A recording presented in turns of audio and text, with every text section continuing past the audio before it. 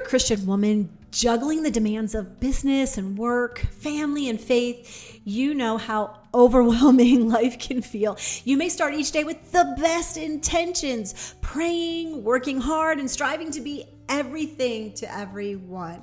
But you still end up feeling frazzled, disconnected, and totally far from peace. The good news is that God didn't design you to live in this constant state of overwhelm. Instead, He invites you to align your life with His perfect plan, where peace is not only possible, but it is promised. One powerful way to do this is by creating a personalized faith plan. That is a strategy for growing spiritually that really reflects your unique God-given design during this current season. On this episode of the Truth in Business Show, you'll discover how aligning your life with God's unique design for you can transform overwhelm into peace. We need that. We need peace. You'll gain practical steps to create a personalized faith plan that fits your busy schedule, strengthens your connection with God, and helps you approach your work and life with clarity, purpose, and spiritual rest. I'm Mary Allure. And this is Tanine TB. Welcome to another episode of the Truth and Business Show, where the truth is God's word and business is how we serve. In fact, for more than a decade, Mary and I have helped hundreds of women really find God's calling, connect their faith to their work, and see that work as their way to serve God. In fact, I want to tell you about Carrie. She said this about being in the Calling Clarity course that has the personalized faith plan inside. She said, being in this program has challenged me to grow deeper in my walk with God. I've made some significant progress on this over the last few months. I believe that this is what is going to lead to success versus just my hard work. I love that testimony. Yeah. So you can know more about us and what we do. We'd like to invite you to our free training and really experience how to build an impactful business or your work that serves God and perfectly aligns with His design of you. You know, it's so much more than just business. It's also a way for you to have peace and to pursue the work that God is calling you to do. You'll see that free training down in the description. And before we get into today's topic about overcoming overwhelm, aligning with God, and having peace, we'd like to remind everybody to like this video, subscribe, subscribe to the channel, and ring the bell so that once you subscribe, you'll get notifications that you know when we've uploaded our latest video. So we'd love for you to do that, please. Awesome. Okay, so let's get started first of all with why do we even feel overwhelmed? You know, I think a lot of times overwhelm comes from trying to do everything without any kind of direction or balance. I know that's how I used to be, Mary, especially in different times in your life when maybe you're volunteering too much or you also have children, or you're also homeschooling, or you whatever it is, also have work and a job and things like that. Right. So I know for me, it was truly important to really start to say, okay, God, what am I really supposed to be doing? And not just take every opportunity that was presented to me to do things. So that's when I started, you know, when I got in with business women and entrepreneurs and people in the workforce, I really understood the power of a routine. And I really liked that. Did you have any kind of switch in your life like that?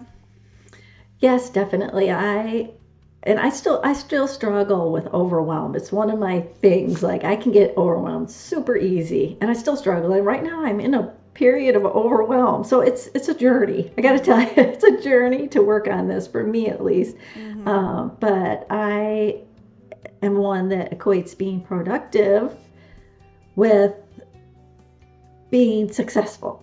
As long as I am productive, I'm being successful in whatever. It could be in my home, it could be in relationships, it could be anywhere. So I've learned that having a routine and giving everything to God, like you just said, and saying, is this really, just because this opportunity has presented itself, is this really what I should be doing? And I'm that one like, oh, an opportunity's here. I better take it because there's a reason it's here. Right. And sometimes it can be just be a distraction from the enemy. It can be because God wants us to strive for the better, the best. And like you, I think many of us who are entrepreneurs or have a lot of different responsibilities outside of even our work, our even if it's a job, that we do equate that busyness. As long as we're busy, we're being productive. And that's not really the case all the time, because when you're busy, it doesn't leave any room for really intentionality, like being able to set a goal and be able to work on the actions that are going to get you to that goal, and really aligning with God and saying, what is it that you want me to do? I love what we've done in the past with our quiet retreats, to just have that quarterly refocus, reframe, whatever we want to call it, to really sit before the Lord and be quiet. Because if we're just busy, are we really helping people? No. Are we helping ourselves? Right. Are we helping ourselves? Right. You have to think, like, what is the reason behind this? Why am I really helping? Am I really helping my family? Am I really helping at work? It's intentionality. I think that's the word that you said that struck me, that it's like, am I being intentional with my time and giving everything to God? Yeah. Being what He wants us to do. And I know for me, I spent a lot of years having really unrealistic expectations. Like, I think that's part of my personality is perfectionism. And I have to strive not to worry about that as much. And I don't want to look bad in somebody's eyes. And I want to always be, I don't, it's not the demands of everyone else. I think it's the demands I put on myself. And God gives me grace. Why don't I give myself grace? I know. We're so hard on ourselves, especially as women who are trying to do everything and have to do a lot of tasks in all parts of our faith, our work, and our life, and we just go without a plan, a routine, for our faith and our work. Yeah, and when we do that, when we just go, like you said, then you really get disconnected from the purpose, from why you're doing all this stuff. And then you're so unsure of, is what I'm doing truly what God's calling me to do? And I think that's what I love about a personalized faith plan, is that it's your first step in, and how do we say it? It's your first step in, how do I align all of this? How do I see God enough that I get out of the overwhelm and I'm okay with doing just this, right? Yeah. Because if the other reason too is that lack of structure. We talked about routine already. That's another way that we get overwhelmed, whether we're approaching our work, our faith, our family life, whatever it is. I know there are some personalities that don't like to have a clear plan or think they don't want a routine. Right. Don't like to, right? Or think, yes. I was that way. Yeah. I'm better now. I know. A lot of our INFJs are like that. That's me. But I have found, and it has been proven over and over again, that a routine, creating one that fits you, not one that somebody's imposed on you, really does help you to have more brain power for creativity, for not going down that rabbit trail, because you're learning techniques of, this is what I do now. This is what I do now. So, if we stay in this overwhelm, what's going to happen to us? Well, we have often talked about, bless you. We have often talked about the roundabout. And you get stuck just going around in circles, kind of like a hamster wheel, whatever way you want to think about it. And you really aren't moving the needle to any direction. No. And how does that make you feel? That makes you feel stressed. It makes you, maybe frustrated. You feel guilty, frustrated. You're guilty because you're not doing what, well, the opportunity's there, I need to do it, And it actually leads to spiritual stagnation. So this is all the things that overwhelm does to you and why you might be in overwhelm. So let's talk about a remedy to overwhelm. With a personalized faith plan. And this is your beginning. I mean, we always talk about we want to grow your faith so it fuels your work, not the other way around, right? So personalized faith plan, really, it is a roadmap. It's going to get you out of that roundabout, right? It's an actual roadmap for cultivating peace, spiritual growth, because what you're doing with a personalized faith plan is aligning your daily life with God's design of you. It's not a one-size-fits-all approach. It's not that kind of plan. It's really tailored to your personality, your strengths, your schedule, and your calling. Each one of us is called to do things in a different way. Yes, we're called to make disciples, but not all in the same way. We have our unique way of doing it. So really, Mary, is it about doing more? No.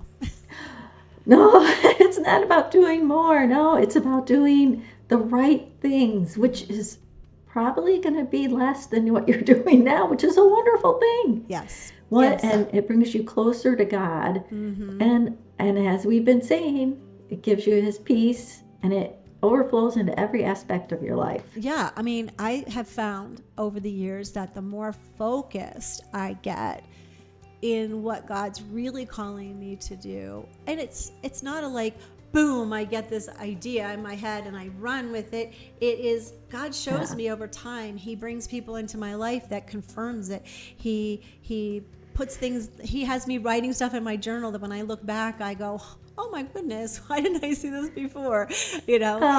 Anything like that. So it really is about what a personalized faith plan can do for you. It's bringing you into alignment with God and bring you peace. So how does that happen? I love this verse. I'm going to tell you this verse. Philippians 4:7 says, and the peace of God, which surpasses all comprehension, will guide your hearts and minds in Christ Jesus. That's what we get. That's wonderful. That's I know, what we that's get. Awesome. You know, it transcends understanding. You can be in the midst of the worst situation and you really can still have peace because you trust God. You've stayed aligned with him. You know that whatever happens, it's going to be for your good. Yeah. But how many times do we not believe that? I know, we don't believe it, and we just go forward in what we think is best and what we think we should do without stopping and praying and saying, God, give me wisdom. And a prayer that our pastor said a couple of weeks ago, which has stuck with me, is to pray, God, align my desires with your will. Because we desire so much. It's so true. It's like, oh, I want this and I want this and I want this, or I want to do this, I want to do that. Right. I love that. Align my desires with your will. And that's that's what the verse means when it says God will give you the desires of your heart. It's because you have aligned your desires with, your heart with his desires, and they all become one. So, okay. So we're going to talk about I'm going to call it the PFP, the personalized faith plan. The PFP reduces overwhelm and really cultivates peace, I think, in 3 different ways. First, it grounds you in God's presence. Would you agree? That is like number 1.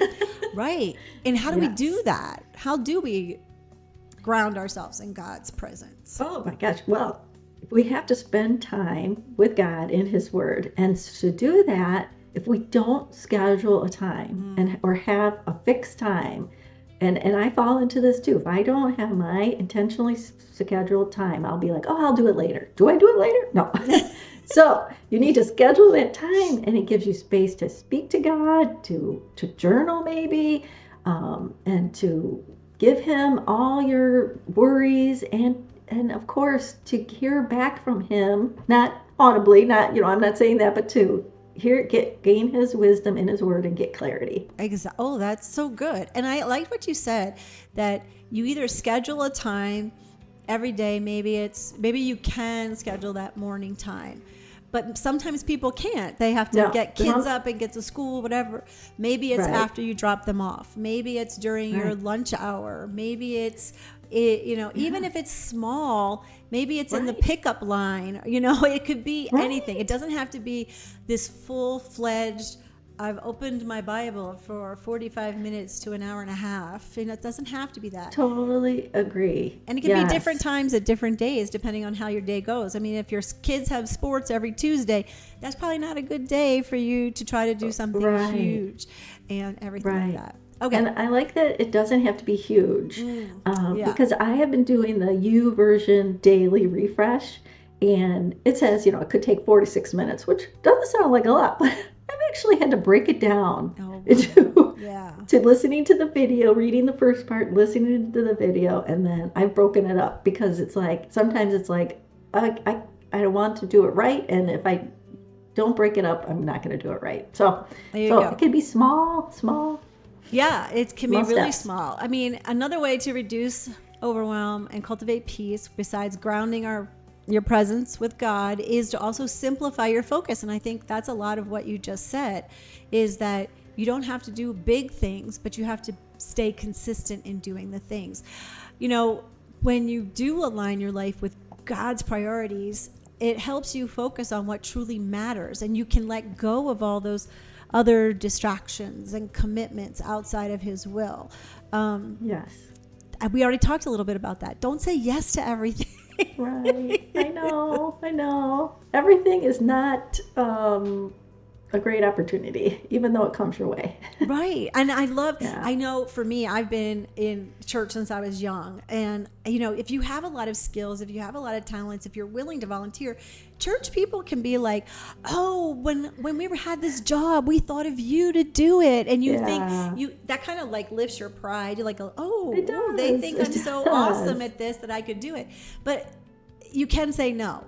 You can say no. One of the things we do in Calling Clarity is the values thing. And we do the 5 values, right? And it's like a filter. And we go, is it hitting all those values, or even 2 of those values? Is it something that God has put on your heart to do in that way? Because like I said, we're all on this individual journey. And the fact that we're in the workplace, in the marketplace, we have such great opportunities to shine for Christ that don't involve somebody at church saying, we thought you'd be great for this job. Exactly. And of course, you won't get overwhelmed if you're focused on exactly what you're supposed to do, right? Right. Yes. And even though you might really enjoy doing that task, maybe right now is not the time to do it. That's a really good point, because it might not be the time right now. Maybe in the future it will be. And maybe we need to sometimes let go of some things that we think, they're going to just die if I'm not the one doing it, right? Exactly. Yeah. They'll figure it out. They'll. Exactly. Because we're not going to have peace if we're not grounded in God's presence, if we don't have focus. And then the last thing I have in this section is to honor your design, right? Those specific strengths and preferences that God has given you, because you're going to be in front of people that nobody else is going to be in front of with the gospel, with showing God's goodness, with showing what a Christian example is. And we need to really, honor how he's designed us to show up in the world with the sphere of influence that we have as well. Right. Does that make sense? It makes so much sense. And I was once doing something that was not my design, not the way God designed me. And now with what you just said, I'm thinking back and I thought, the way I was acting, because I wasn't doing something that I was naturally inclined to do, the way I was acting and my attitude was not one that would show me to be, I don't want to say a perfect Christian, but would show my Christian values. Exactly. And not that I was, nasty or anything, but it wasn't me. Right. Exactly. It wasn't me. Mm-hmm. And it caused me to have a bad attitude. So. Right. So starting and grounding yourself in that personalized faith plan with your faith first, growing in that so it fuels everything else in your life. When your faith practices really reflect who you are in your personality, that you're connecting to God on a level that you might not have ever connected before, things that feel more natural, more sustainable. They don't feel like a burden. It's like, oh, I have to do this. I have to check this off. So whatever. And it's really about coming to God in the way that he designed you. And in the personalized faith plan, we talk about heart, soul, mind, and strength. And we all have a leading in our life that is the most comfortable. And we can connect to God at that level first, then we can grow into the other levels. I know a lot of times churches, they have one way to do something, and you might be like, oh, I know I'm supposed to do this, but it's just not feeding me that much. Yeah. Or you see other people and they're really leading with their heart, and you think, oh, I wish I could be that way. But maybe you could lead in a different way with your soul, with your strength, with your mind, and exactly. And it's feel finding really that out. satisfied. Yeah, finding all that out is the best thing. Yeah. So how can we get from doing this too much, this overwhelm, to truly being aligned with God's plan for us? We've got some practical steps to help you overcome overwhelm. I love that. Overcome overwhelm and really align with God. Now, we've been talking through them, but we're going to hopefully give you some ideas. So this might be a good place to get some paper and pencil. Let us take some notes or come back to this in the video. So the first thing is start with prayer and reflection. We did talk about putting that appointment with God in your planner. I also want to encourage everyone to get a journal. Yes, right. Yep. And if you're not a journaler, just start by writing little notes, little lists, just a word. Just start that way, because I'm not the best journaler, but what works for me is listing things out. Yes. So there's ways to do it. Yes, we have a video on praying in color.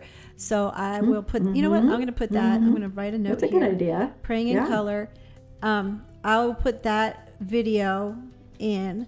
That's a way that I work. And again, it is making bubbles and clouds and words. I'm a wordsmith too. I'm making lists, whatever it is. And it's really great. And I think some of the ways to get started, and it's not about longhand writing. It's about what impressions are you getting. Keep your journal chronological so that you can look back. Tab it out with where you see something happening, like that is continuation. But first, just start to ask God for guidance. Begin just by praying for wisdom and clarity about how He wants you to grow in this season. What does He want you to focus on? Do you need to focus on a fruit of the Spirit? Do you need to focus on more outreach? Whatever that is, if you want to focus on a project you're doing that's going to help others, whatever it is. And really, in your journal, also reflect on your current reality. What is causing the stress and overwhelm? Right. I always like to say, can you flick it off of your plate? Can you get it away? Is it something you really need to be doing? And think about, what are the faith practices that maybe you have tried in the past that have really brought you peace? And go back to doing that, or just doing something small with that. Don't feel like, well, if I'm not going to the Bible study at church, that means I'm cheating God in some way. You're not. No, you showing up consistently, even if it's for 10 minutes a day, even if it's for 10 minutes in the morning and 5 minutes at lunch and 10 minutes after work or whatever, that's all you need. That's going to build your spiritual muscles, right? Yes, definitely. I once heard somebody, excuse me, a woman who said, I'm overwhelmed with the kids.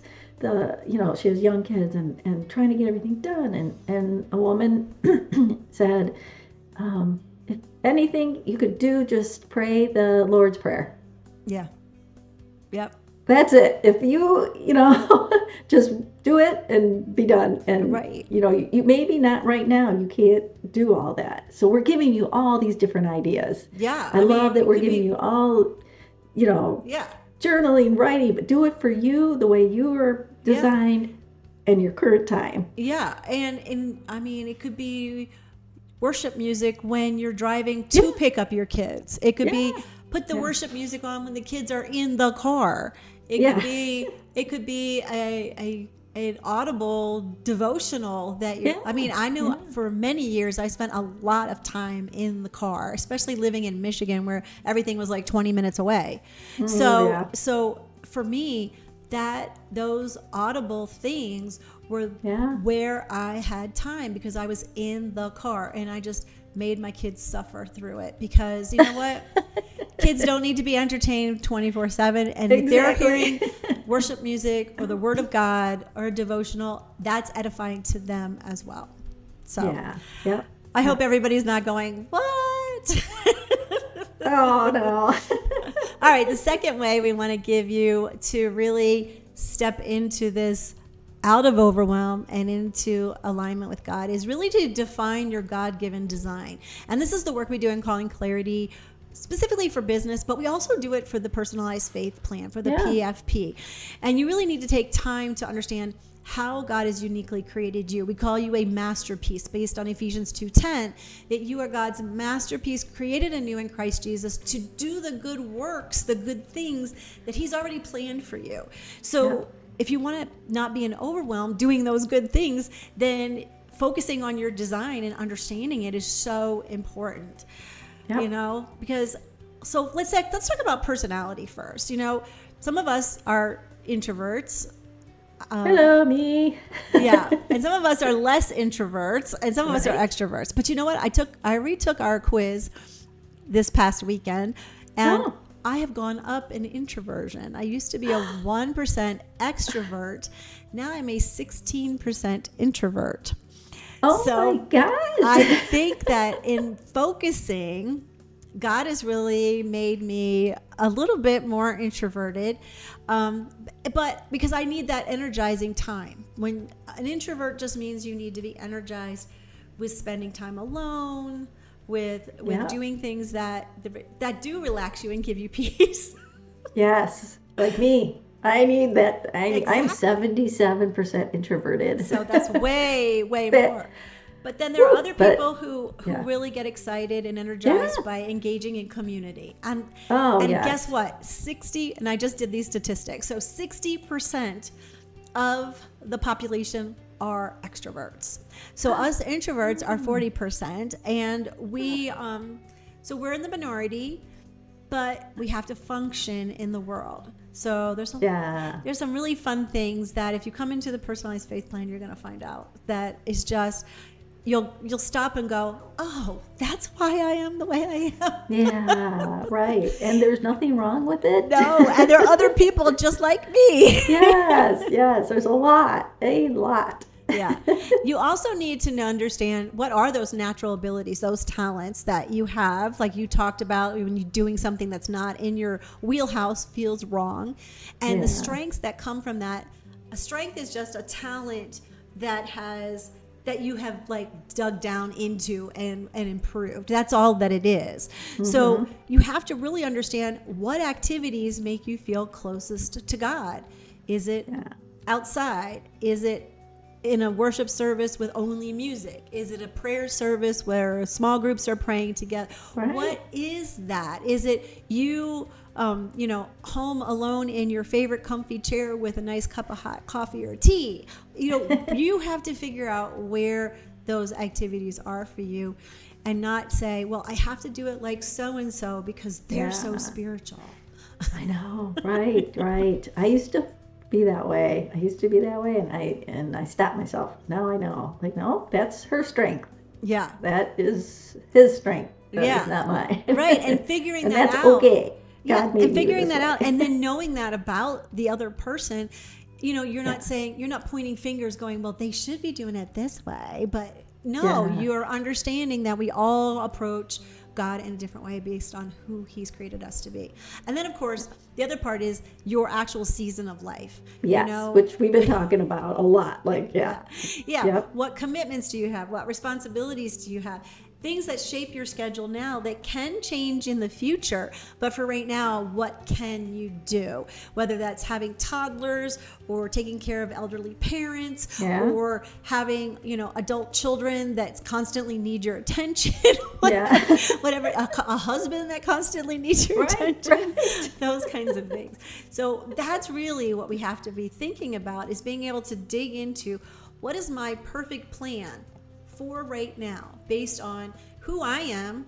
And I'd love to do it all, but I have to really be realistic about where I am in my life, right? Yes. I love that, because we have to be realistic in a world that tells us that we have to do it all.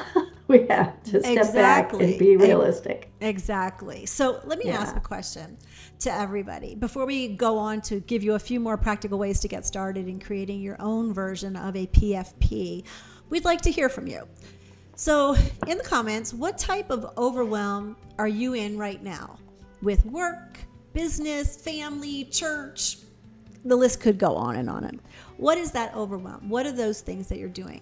From what we've discussed so far, how do you think a PFP, a personalized faith plan, might bring you peace? How might it bring you peace based on just what we've talked about so far? We'd love to hear from you, and we do promise to respond if you put something in the comments. We love that. We'd love to hear from you. So far we've covered 2 of our 5 practical ideas to get you started on your own personalized faith plan. So the first one, just to recap, is prayer and reflection. And 2, the second one is defining your design. So now we're going to go on to our last ones. And the next one is simplifying, which we love to simplify, your faith practices. And we've talked a little bit. We're not going to add more to your plate. No, we're not going to do that. We're going to really, again, focus on that intentionality. I think that's, like you said, that's our word for today. Or doing meaningful practices that really bring you closer to God. And I love what you said about doing the YouVersion app, like a daily devotional, because it truly is.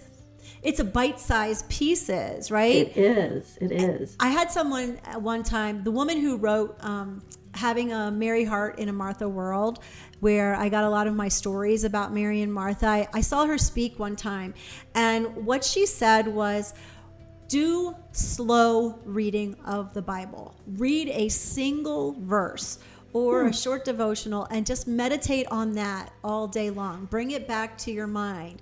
Put it in your phone and just continue to look at that verse, think about that verse, pray about that verse, whether you're in the car, in the grocery line, or taking that 10-minute break that we always say every hour for work, that kind of thing, whatever it is. Just do that little tiny bit during your busy day. Watch what happens. That's so good. I love that you said that, because it gave me an idea.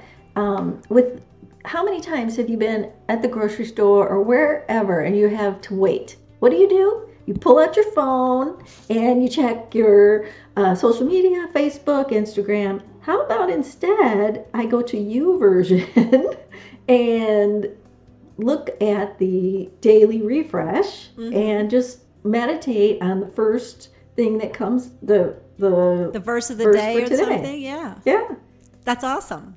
And instead of scrolling through, I got to remember this myself, but it's a bite-sized little piece. Exactly. So that's perfect. Love it. I love it. And then they have a video, and it literally is less than 2 minutes every day, the video itself.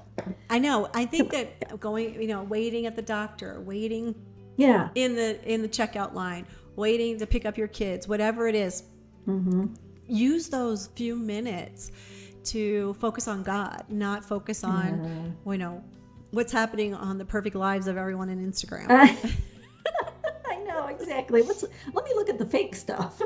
Exactly. Instead of let me look at the truth. Exactly. Oh, that's good. That's good. Okay. Another thing that I would think maybe you can do that would bring you closer to God. Maybe you're a person who loves like prayer walks, and use your time outdoors to pray and reflect, combining your physical movement, whether you take a walk every day, you jog, you push the stroller, whatever you're doing, right?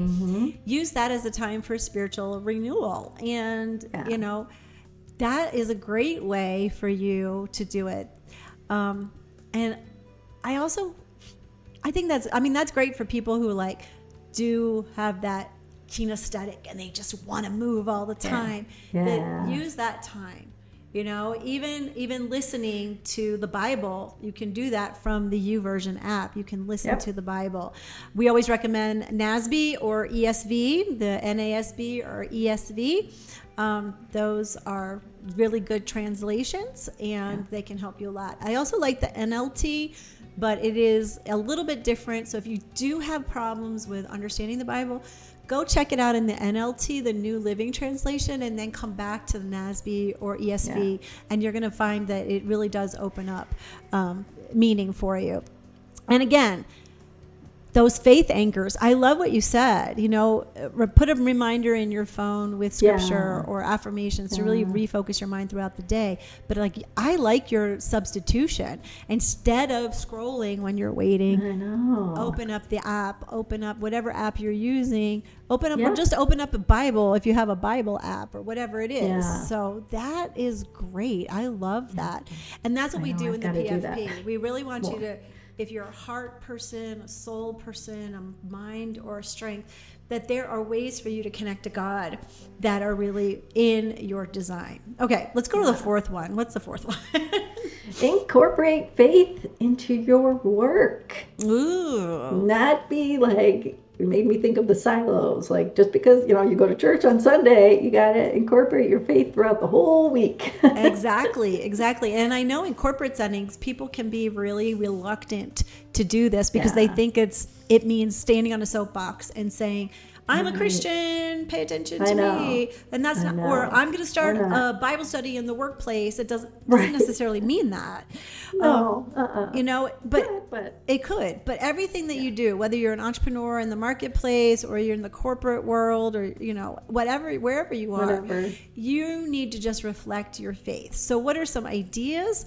Well, start your day. Like, sit at your desk and dedicate the work that you're going to do to God. No matter what it is, no matter if you're sitting in an office, nobody can say to you, you cannot close your eyes for 2 minutes.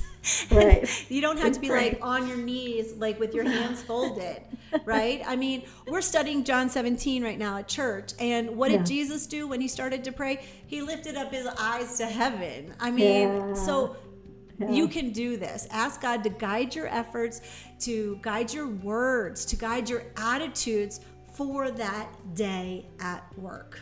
Yep, definitely. Yep. And the next thing that you can do is look for opportunities throughout the day to, show yourself and share God's love. And again, it doesn't have to be, you're not going to be like, oh, do you know about Jesus? No, just sometimes people can see by the way you act, by the way you respond in a situation. Yeah. Treat others to make them feel important, really. And just by doing that, you're sharing God's love. Oh, definitely.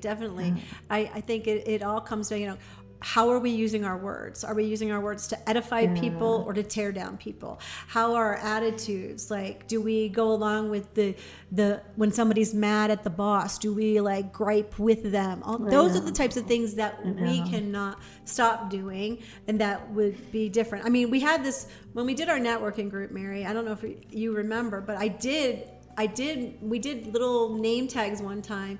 We put right in the middle of everybody's chest, make me feel important. And if we imagine that's kind of written on people's foreheads or across their chest, that when we're talking with them, when we're instructing them, whatever we're doing in the marketplace, in the workplace, are we doing it thinking, I'm going to make them feel important. I'm going to make them feel like they matter. That's a Jesus attitude. Right. Yeah. Right. And you're doing it for them, not for yourself. Exactly. Yeah. And of course, we always need to have gratitude. We always need to celebrate the wins. It might not be a win of like, oh, I got to talk to so-and-so about Jesus, but it might be, oh, they're going to go out for coffee with me and I'm going to develop a relationship with them. That's awesome kind of thing. And really, that's part of what we do in Calling Clarity and PFP is that we have a community where we can celebrate those wins. We can, help each other with challenges. We can really just be there for one another for support, for encouragement. And I really like that. And I think when we express gratitude to someone else, we're getting it out of our head and we're edifying somebody else. We're helping someone else understand gratitude as well.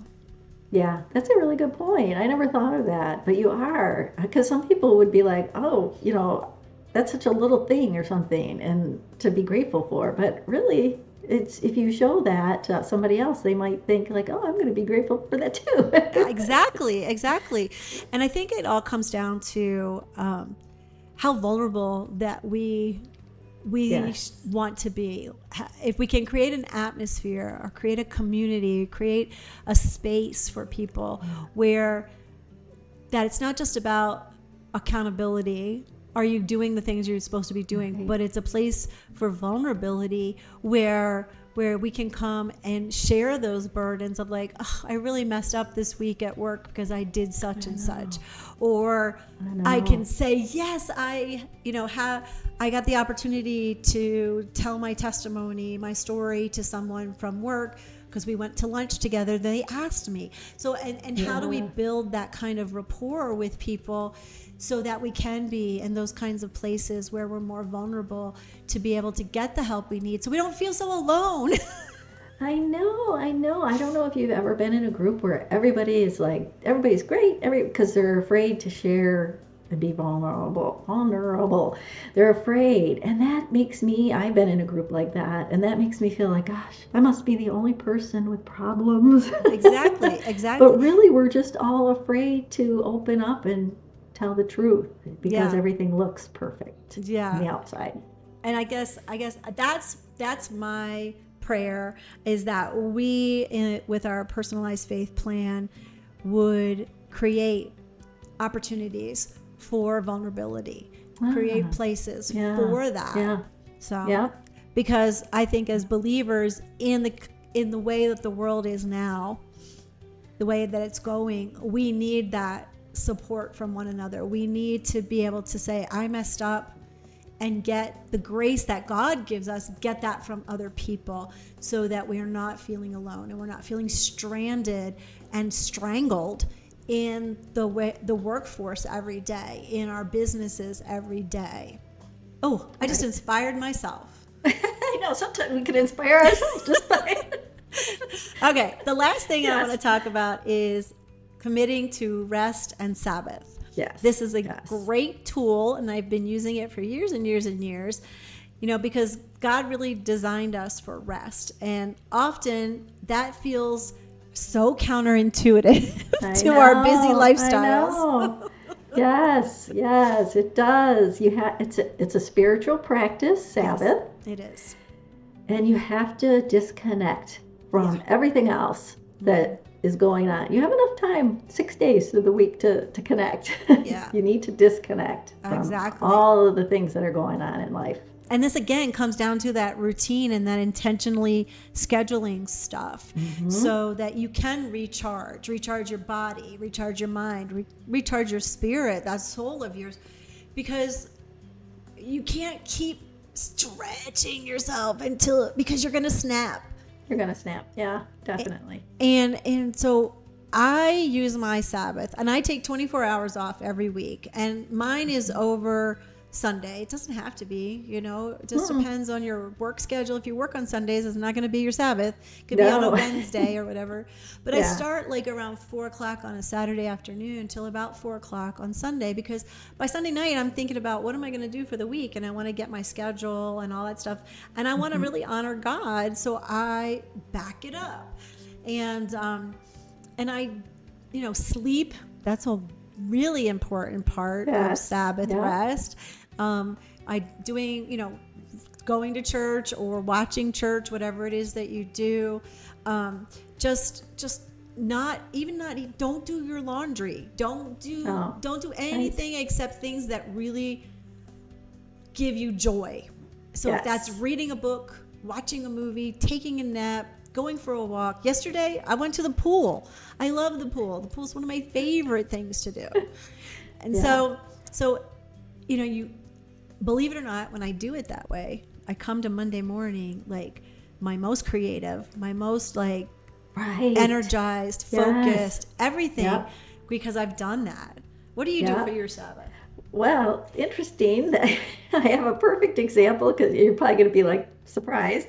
I had my Sabbath yesterday, and I actually took an extended Sabbath because I started Saturday because I was exhausted. So I didn't pick up my computer. I didn't do laundry, But on Sunday afternoon, you're gonna laugh, but I went to TJ Maxx. Oh, because you love shopping, of I course. love shopping, and I really needed something to bring me joy. I was very sad, and I was frustrated, and I told my husband, I'm going to go to TJ Maxx. and I think I spent a total of $7, which is good. What did you And get? I got these earrings. I wish I could show. I wish I had them on my desk to show you, but I've been looking for these earrings. I saw them on another lady, and I was like, oh my gosh. So I saw these earrings, and I just love to go. This for me. I go to TJ Maxx. I go to these stores like that, and I just like to look at all the little things, and because it takes my mind off of everything else. Otherwise, my mind spins nonstop. So it relaxes me just to look at all the little things they have there, and that's it. That's what I did, and it really helped me. And that's totally feel your good. personality, and it's totally not my personality. I know. Some people, I know they hate it, but I just love to go look at the little things and See, just something brings me really joy. small can bring you joy. That's what you can to figure out what to do on your Sabbath. And it doesn't have to be like, I wrote down this plan and I have to do it on my Sabbath. It is, what is going to bring me joy today? I didn't watch any movies yesterday. I went to the pool. But most Sundays, I do watch a movie. It's one of the things that my husband and I like to do together. Of course, we were watching all football yesterday, but... Oh, we did too. That's another reason why I got to go to the store, because my husband has football on all weekend long. yeah. Well, my Eagles won yesterday, so I was very happy about that. But anyway, okay, so let's talk a little bit. Let's kind of start wrapping this up here. I know.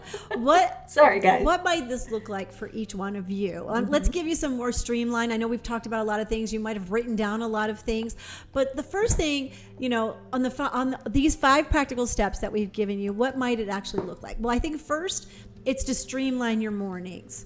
Really start with that 5-minute devotional or prayer over your to-do list for the day. Before you get out of bed, don't go on your phone to look at social media. Go on your phone to look at the verse of the day. Everybody, if it means you have to get up 5 minutes earlier than your kids, when you wake them up, do that. But start that way. Second, integrate your faith into your work. Pray for your clients, your coworkers, the team that you have. Look for ways to serve them beyond just the transactional things of work, right? Greet them, say hello, ask how they're doing, those kinds of things. And then the third is to really embrace this rest. Dedicate Sundays or any day that you can to family time, to worship. This gives you a chance to recharge for your week. So I think we've streamlined those 3 things. Yes, that's very good. Good streamlining. Sorry, I'm recovering from this cold and it's driving me crazy. Yeah. Okay, so overcoming overwhelm, which the O's are hard to say. Overcoming overwhelm really begins with surrendering your plans to God and aligning your life with His unique design of you. Hopefully, if you've gotten nothing else out of that, you've understood that. Through the PFP, the Personalized Faith Plan, you can experience peace, clarity, and purpose that comes from living in alignment with His calling. So I want to invite everybody to explore the Calling Clarity course, where you're going to find that step-by-step guide of the PFP and aligning every aspect of your life and your business, your work, with God's design. Not sure where to start? You can go to the free training, click it in the description below. Yeah, thank you. And really discover how to build that God-centered business, that God-centered life that really reflects His purpose for you. Don't let overwhelm hold you back anymore. Take this first step towards clarity and peace today. Let's really walk together towards peace and purpose and God's perfect plan for your life. Yes, definitely. And make sure to share your thoughts in the comments below. You can connect directly with Deneen and have a chat with her, a clarity conversation for free, and see how we can walk alongside of you and help you take that next step into the life and calling that God's designed for you. And again, you'll find all the descriptions and the links below. So thank you for joining us in this discussion. We'd love to hear from you, and you would be part of our discussion also. Make sure to like and subscribe, and please share the video. We would love this. So love it. So thank you. This is Mary Allure. And I'm Deneen TB. Have a great rest of your day. And as always, be filled to overflowing.